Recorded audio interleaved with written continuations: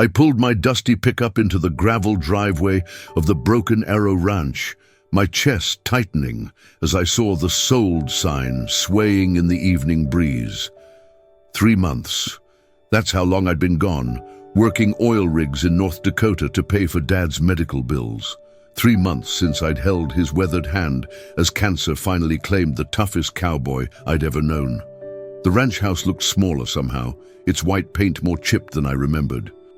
Dad's old blue Ford sat rusted beside the barn, weeds growing through its wheel wells. Everything felt wrong, abandoned, like the soul had been ripped from this place that had been our family's heart for 4 generations. Marcus emerged from the front door, his expensive boots clicking against the wooden porch. My stepbrother had always been different, city-raised, college-educated, more comfortable in boardrooms than barns. But seeing him here, in Dad's house, wearing a smug expression that made my blood boil, felt like a violation. "Jake," he said, his voice carrying that familiar condescending tone. "Didn't expect you back so soon. This is my home, Marcus." I killed the engine, dust settling around us like a shroud. "What's this about a sale?" He pulled a folded document from his jacket pocket, the legal paper crisp and official looking. Dad's will was pretty clear. He left everything to me. The ranch, the land, even the mineral rights. Guess he finally realized who the responsible son was. The words hit me like a physical blow. Dad had always promised the ranch would stay in the family, that it would be mine someday.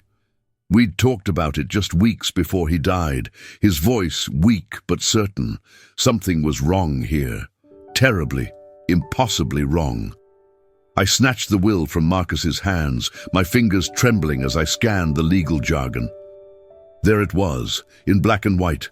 I leave my entire estate, including the Broken Arrow Ranch, to my son, Marcus Thompson. Dad's signature sat at the bottom, shaky but recognizable. "This can't be right," I whispered, reading it again. The date showed it was signed just 2 weeks before Dad passed, when he was heavily sedated and barely conscious. He was out of his mind on morphine. He couldn't have... "Face it, Jake." Marcus's voice cut through my denial like a blade. "You were never here. Always chasing some get-rich-quick scheme while I stayed and took care of business. Dad saw who really cared about this place." But that wasn't true. I'd left for the oil field specifically to earn money for Dad's treatment, working 18-hour days in brutal conditions. Every dollar went toward his medical bills, every sacrifice made so he could fight a little longer. "Where's the original will?" I demanded, my voice hoarse. "The one he made 5 years ago?" Marcus shrugged, his indifference infuriating, superseded by this one. "That's how wills work, brother. The newest version is the only one that matters." I stared at the document again, searching for something, anything that felt wrong. The paper was too clean, too perfect. Dad's handwriting, while recognizable, seemed different somehow, more careful than his usual scrawl. And the witness signatures. I didn't recognize either name. "Who are these witnesses?" I pointed to the bottom of the page. "Hospital staff," Marcus replied quickly. "They were there when Dad signed it." Something cold settled in my stomach. Dad had been alone those final weeks except for family visits. The hospital staff I'd met were all people I'd recognize, nurses and doctors who'd become familiar faces during those long, painful months. These names were strangers. That night, I sat in my old room above Murphy's Tavern in town, staring at a copy of the will Marcus had grudgingly provided. The walls were thin, and I could hear the familiar sounds of Friday night revelry below, pool balls clacking, boots shuffling across worn wooden floors, the occasional burst of laughter that reminded me of better times. I pulled out my phone and scrolled through the last photos I'd taken with Dad. There he was, propped up in his hospital bed just 3 weeks before he died, his eyes still sharp despite the pain medication. His handwriting on a get-well card from his church friends was loose, shaky. Nothing like the careful script on the will. The more I studied the document, the more details bothered me. Dad always signed his full name, William James Thompson, but this signature read W.J. Thompson. Small difference, but Dad was particular about such things. He drilled it into me as a kid. A man's signature is his word, Jake. Make it count. I called Sarah Martinez, Dad's longtime neighbor and friend. Her voice was thick with sleep when she answered. Jake, honey, what's wrong? Sarah, I need to ask you something. Did Dad ever mention changing his will, maybe in those last few weeks? A long pause. No, sweetheart. In fact, he was worried about you working yourself to death up in North Dakota. Said he needed to make sure the ranch stayed in good hands when he was gone. Said it was your birthright. My chest tightened. Did Marcus visit much toward the end? Oh yes, he was there quite a bit. Always seemed to show up when you weren't around, though. Brought his lawyer friend a couple times. I thought it was sweet, him taking such an interest in your daddy's affairs. His lawyer friend. Marcus had never mentioned bringing anyone else to the hospital. Why would he need a lawyer if Dad was just receiving visitors? I thanked Sarah and hung up, my mind racing. Tomorrow I'd start digging deeper. The law office of Henderson and Associates sat on Main Street like a fortress of respectability, its brick facade and polished brass nameplate screaming expensive legal services. I'd never heard of them before, which was strange in a town where everyone knew everyone's business. The receptionist, a young woman with perfectly manicured nails and a practiced smile, looked up as I entered. Can I help you? I need to speak with whoever handled the Thompson estate, William Thompson. Her smile faltered slightly. I'm sorry, but Mr. Henderson is in court today. Perhaps I could schedule an appointment. This is urgent. My father's will. There are questions about its validity. Before she could respond, a door opened behind her and a tall, thin man in an expensive suit emerged. His eyes met mine with the calculating look of someone used to measuring threats. Mr. Thompson, I presume. His voice was smooth, professional. Richard Henderson. I was sorry to hear about your father's passing. You handled his will. I did. A straightforward document, really. Your father was quite clear about his wishes. I pulled out my copy of the will. These witnesses, I don't recognize them. Who are they? Henderson's expression didn't change, but I caught something flicker in his eyes. Hospital staff, as I recall. It's quite common in such situations. I'd like their contact information for verification purposes. I'm afraid that's confidential, attorney-client privilege, you understand. But Dad wasn't his client anymore. Dad was dead. And something about Henderson's two quick answers, his defensive posture, told me I was on the right track. My father was heavily medicated those last weeks, barely conscious most days. Are you certain he was competent to sign legal documents? Henderson's jaw tightened almost imperceptibly. Your father was lucid when he signed his will, Mr. Thompson. I can assure you of that. The way he said it, too emphatic, too defensive, made my skin crawl. Saint. Mary's hospital smelled like disinfectant and broken dreams, the same antiseptic scent that had haunted my nightmares since Dad's death. I found Nurse Patricia Williams in the oncology ward, her kind eyes lighting up when she recognized me. Jake, how are you holding up, honey? I'm okay, Patricia. I need to ask you about Dad's final weeks. Do you remember anyone bringing legal documents for him to sign? Her brow furrowed. Legal documents? No, I don't think so. Your father was pretty out of it those last 2 weeks. We had him on some heavy pain medication. He could barely hold a conversation, let alone sign papers. My heart pounded. What about witnesses? Did anyone from the hospital witness any document signings? Not that I know of. And I was his primary nurse. I would have been involved in something like that. She paused, studying my face. Jake, what's this about? I explained about the will, watching her expression grow increasingly troubled. "That doesn't sound right," she said finally. "Your father talked about you constantly, about how proud he was, how hard you were working to help with his medical bills. He never mentioned changing his will. Do you remember Marcus bringing anyone with him? A lawyer, maybe?" Patricia nodded slowly. "There was a man with him a few times. Tall, thin, always in a suit. They'd meet in the family conference room. I thought it was odd because your father was usually sleeping during those visits." The family conference room. A private space where conversations couldn't be overheard, where documents could be reviewed without prying eyes. "Patricia, I need to see Dad's medical records, specifically his mental competency evaluations from those final weeks." She hesitated. "Jake, I could lose my job. Please, something's not right here, and those records might be the only way to prove it." After a long moment, she nodded. "Give me an hour. Meet me in the parking lot during my break." Deal. The medical records painted a devastating picture. Dad's final weeks were marked by increasing confusion, heavy sedation, and periods of complete unconsciousness. On the date the will was supposedly signed, his chart showed he'd received a double dose of morphine for breakthrough pain and was listed as non-responsive for most of the day. Patricia sat beside me in my truck, her face pale as we reviewed the documents. "Jake, there's no way your father could have signed anything that day. He was barely breathing on his own."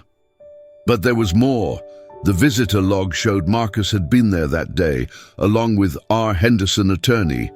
They'd signed in at 2:15 p.m. and left at 3:45 p.m., exactly 90 minutes, plenty of time to conduct business with an unconscious man.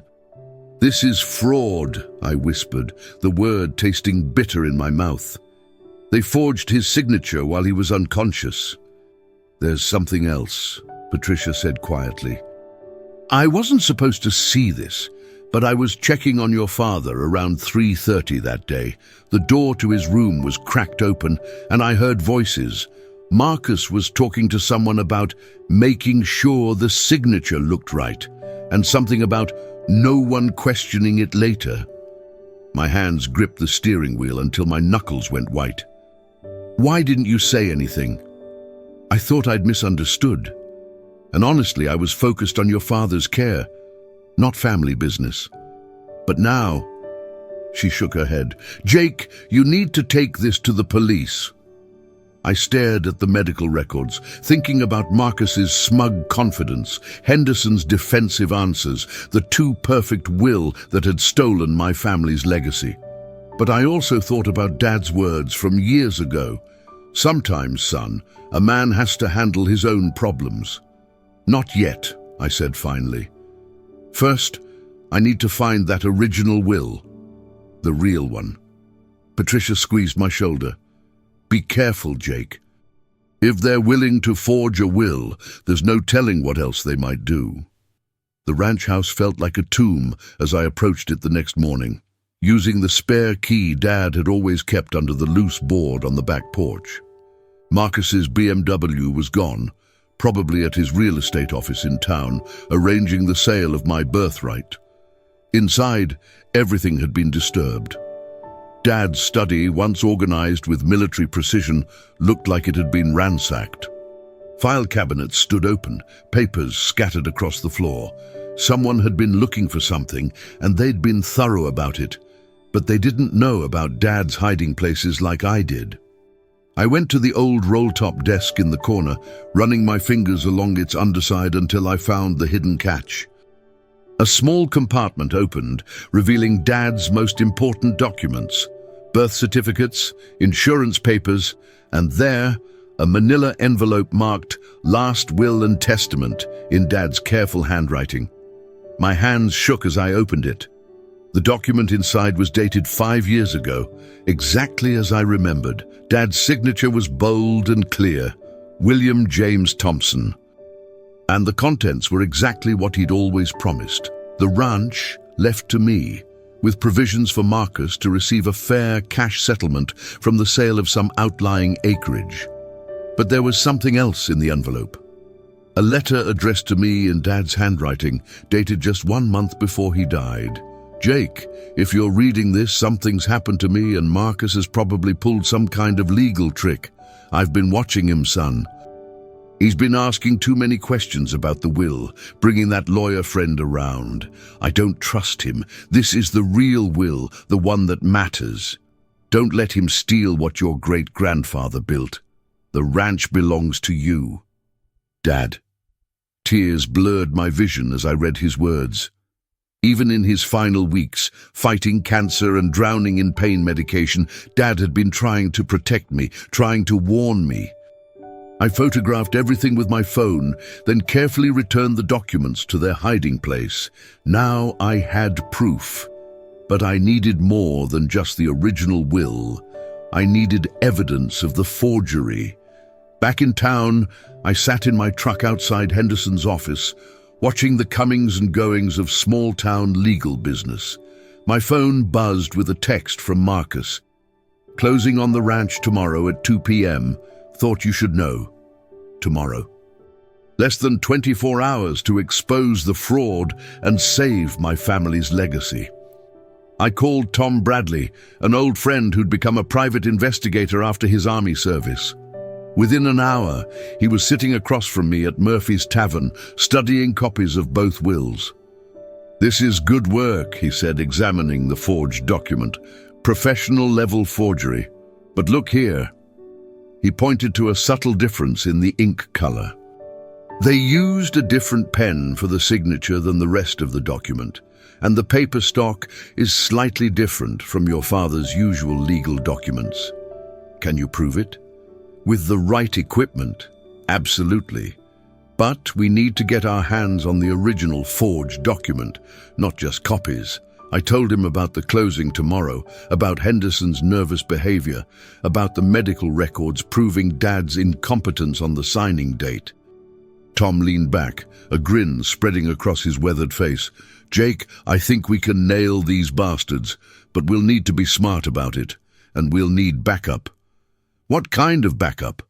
"The kind that wears badges and carries handcuffs."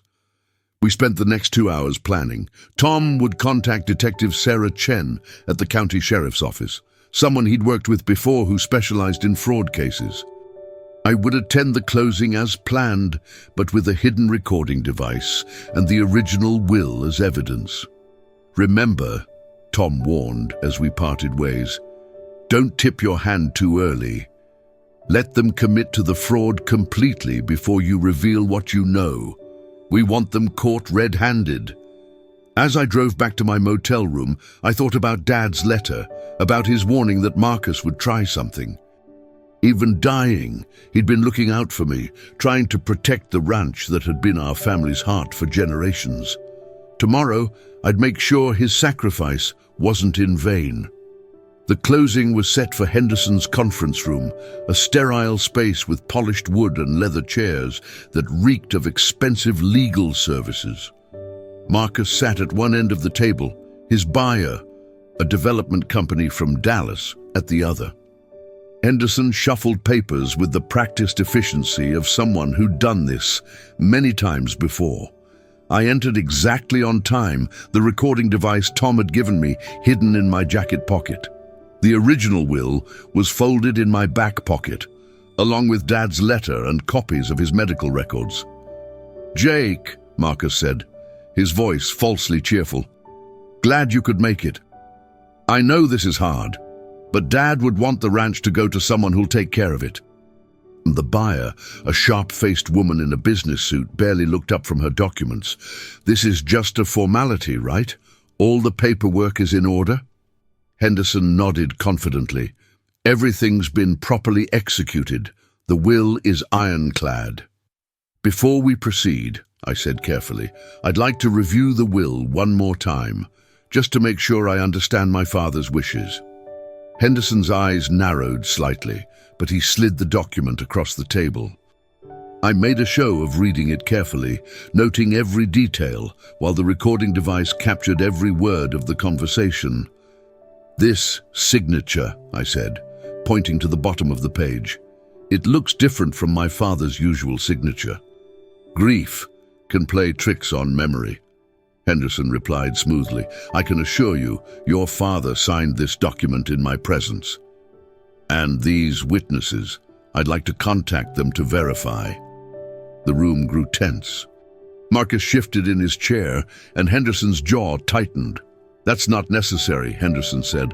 "The document speaks for itself." I pulled out my phone and showed them the photos of Dad's medical records. According to the hospital, my father was unconscious on the day this will was supposedly signed, non-responsive due to heavy pain medication. The color drained from Marcus's face. Henderson's professional composure cracked for just a moment. That's impossible," Marcus stammered. "I was there. Dad was awake, lucid." "Really?" I stood up, pulling out the original will. "Then how do you explain this?" The silence in the room was deafening as I spread the original will across the conference table. Henderson's face went ashen, while Marcus stared at the document like it was a venomous snake.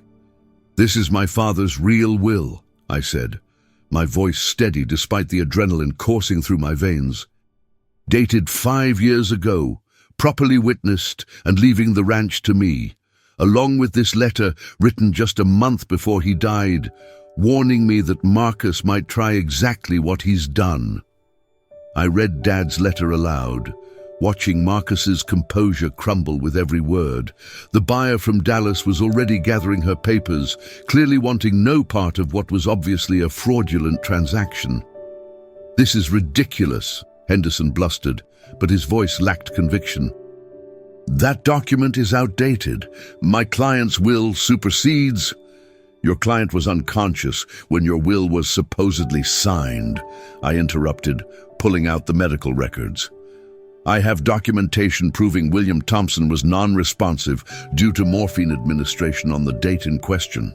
I also have a witness who heard Marcus and you discussing making sure the signature looked right." Marcus finally found his voice. "Jake, you don't understand. Dad was worried about your gambling debts, your drinking." "I don't gamble, and I haven't had a drink in 3 years." I leaned forward, meeting his eyes. "But you knew that, didn't you? You knew Dad trusted me with the ranch. That's why you had to forge his signature while he was dying." The conference room door opened, and Detective Sarah Chen entered with 2 uniformed officers. Tom Bradley followed close behind, his expression grim but satisfied. "Mr. Henderson, Mr. Marcus Thompson," Detective Chen said formally, "you're under arrest for fraud, forgery, and conspiracy. You have the right to remain silent." As the handcuffs clicked around Marcus's wrists, he looked at me with a mixture of hatred and desperation.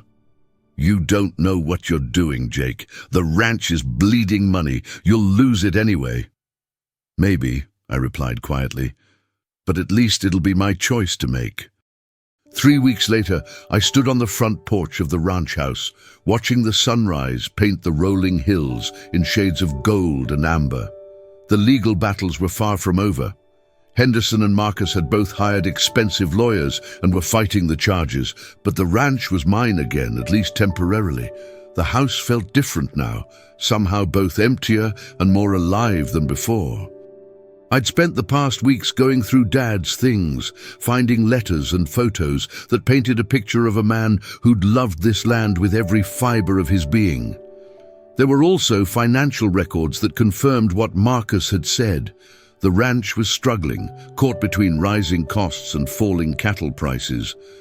But there were possibilities too. The mineral rights Marcus had been so eager to claim were worth more than I'd realized.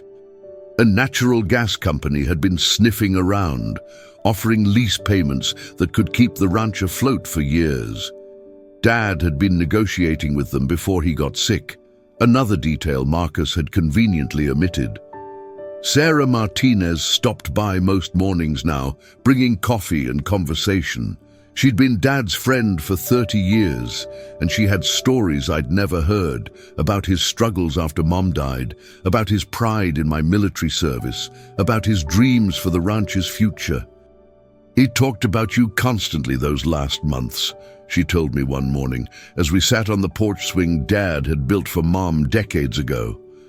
"About how you'd given up everything to help with his medical bills. He was so proud, Jake, and so worried that Marcus would try something underhanded."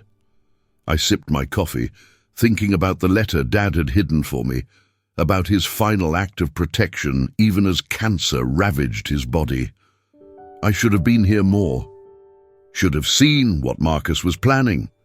"You were exactly where you needed to be," Sarah said firmly, "working to save your father's life. That's what a good son does." The irony wasn't lost on me. By leaving to earn money for Dad's treatment, I'd almost lost the ranch he'd wanted me to inherit. The natural gas lease signing took place in the same conference room where Marcus had tried to steal my inheritance, but this time the atmosphere was entirely different. The energy company representatives were professional and straightforward, offering terms that would provide steady income for the next decade while allowing me to continue ranching. Tom Bradley sat beside me as my advisor, having become not just a friend, but a partner in rebuilding what Marcus had tried to destroy. His investigation had uncovered the full scope of the fraud. Henderson had been running similar schemes for years, targeting elderly clients with substantial estates and greedy relatives willing to pay for forged documents. "The prosecutor thinks Henderson will take a plea deal," Tom told me as we reviewed the lease terms. 20 years minimum. Marcus is looking at 10 to 15, depending on how cooperative he is. I signed the lease agreement, my hand steady as I wrote William James Thompson, Jr., in the same careful script Dad had taught me as a child. The irony wasn't lost on me. Marcus had forged Dad's signature to steal the ranch, and now my real signature was saving it. After the meeting, I drove out to the family cemetery on the hill overlooking the ranch. Dad's grave was still marked with a temporary stone, but I'd ordered a proper headstone, black granite with his name, dates, and the simple inscription, "He loved this land and the family who worked it." I knelt beside the grave, pulling weeds from around the temporary marker. "We did it, Dad. The ranch is safe. Marcus won't be bothering anyone for a long time." The wind rustled through the oak trees Mum had planted when I was born, carrying the scent of grass and cattle and the promise of rain. For the first time since Dad's death, I felt something approaching peace, but there was still work to do. The ranch needed repairs, the herd needed rebuilding, and I needed to prove that Dad's faith in me hadn't been misplaced. I stood up, brushing dirt from my knees, and looked out over the land that had been my family's heart for 4 generations. Tomorrow, I'd start the real work of honoring Dad's legacy. 6 months after the trial ended, I stood in the same spot where I'd first confronted Marcus about the forged will. The ranch looked different now, fences mended, buildings painted, cattle grazing contentedly in pastures that had been overgrown with weeds. The natural gas lease payments had provided the capital for improvements, but more importantly, they'd given me the breathing room to learn how to be a rancher again. Marcus had been sentenced to 12 years in federal prison. Henderson got 25. The judge had been particularly harsh about their exploitation of a dying man, calling their actions a betrayal of the most fundamental bonds of family and professional trust.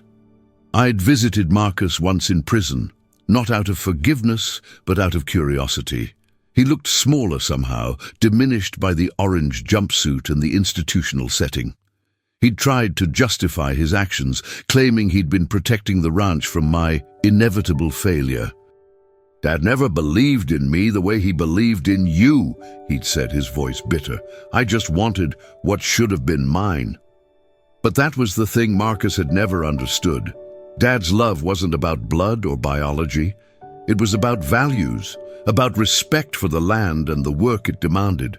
Marcus had seen the ranch as an asset to be liquidated. I saw it as a responsibility to be honored.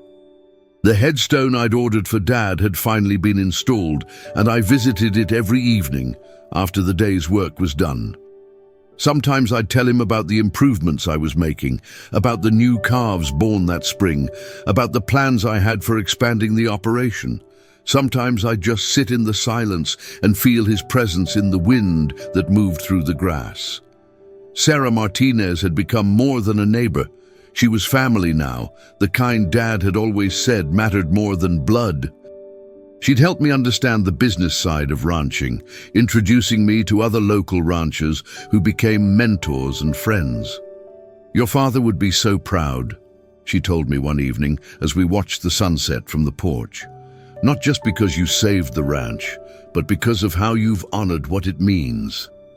I thought about that as I made my final rounds of the day, checking on the cattle, securing the barn, turning off the lights in the house that had sheltered 4 generations of Thompsons.